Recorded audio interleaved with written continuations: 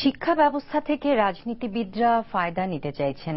গণহারে জিপিএ 5 দিয়ে শিক্ষার্থীদের মেধা মূল্যায়নের বদলে মাকাল ফলে পরিণত করা হচ্ছে, এমন অভিযোগ করেছেন বিশ্ববিদ্যালয়ের শিক্ষক ও বিশিষ্ট নাগরিকরা।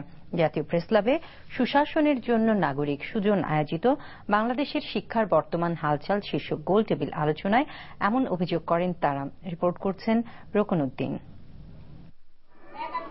স্বাধীনতার এতদিন পর যখন বাংলাদেশে উচ্চশিক্ষার মান নিয়ে ভাবার কথা, তখনও প্রশ্ন উঠছে সব পর্যায়ে শিক্ষার মান আর অবকাঠামো নিয়ে, যা উঠে আসে আলোচনা সভার বক্তাদের কথাবার্তায়।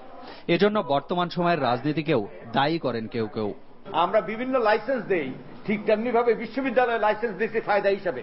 এখন রাজনৈতিক কর্মীরাই, রাজনৈতিক নেতারাই এখন বিশ্ববিদ্যালয়ের মালিক হচ্ছেন। এখন শিক্ষাকে যদি আমরা আলু পটলের ব্যবসায় পরিণত করি, আর একটা রাজনৈতিক ফায়দা দলবাজির, আরেকটা হলো যে এমপিদেরকে শিক্ষা প্রতিষ্ঠান পরিচালনা করার, তারপরে এই যে গ্রেড বাড়ানোর, এগুলো কিন্তু সব এই যে ফায়দাতন্ত্র, ফায়দা দেওয়া এবং সস্তা জনপ্রিয়তা অর্জন করা।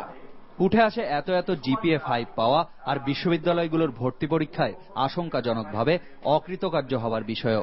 আপনারা জিপিএ 5 দিয়ে হাজার হাজার লক্ষ লক্ষ মাকাল ফল তৈরি করছেন কেন? হাজার হাজার লক্ষ লক্ষ যে জিপিএ 5 প্রসব করছে, এদের কোয়ালিটি ঠিক করতে হবে না, খাতা দেখাতে পারবো। ডাবল জিপিএ 5 পাওয়া যেই ছেলেকে ইউনিভার্সিটি স্কলারশিপ দিয়েছে ফ্রি পড়ো ভালো স্টুডেন্ট হিসাবে, সে একটা আনসারে একটা সেন্টেন্স 14 বার লিখেছে। কেন 14 বার লিখেছে? আর কিছু লিখে নাই, কারণ সে জানে খাতায় কিছু লিখলে টিচার নাম্বার দিতে বাধ্য। এটাই একটা শিক্ষা ব্যবস্থা। তবে এসব বক্তব্যের সাথে দ্বিমত আছে শিক্ষা সচিবের। বলছেন শিক্ষা ব্যবস্থার সবকিছু ঠিকঠাক হতে আরো খানিকটা সময়ের প্রয়োজন। 2008 সালে 60 লাখ সেকেন্ডারিতে পড়তো, এখন 1 কোটি পড়ে, 1 কোটিরও বেশি পড়ে। আপনারা যদি দেখেন জিপিএ যদি অ্যানালাইসিস করেন যে কত পার্সেন্ট পায়, আপনি you don't find any significant departure.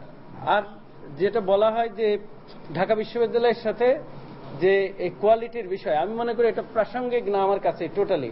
তখন ভর্তি পরীক্ষা একটা বিশেষ উদ্দেশ্যে করা হয়, নকআউট সিস্টেমের মতো বল খেলার। 50 জন পরীক্ষা দেয় ঢাকা বিশ্ববিদ্যালয়ে, তার ভিতরে একজন ভর্তি হতে পারে।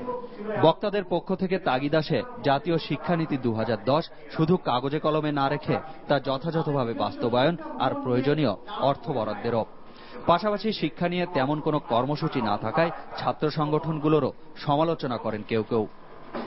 Rokonuddin, NTV news, Dhaka.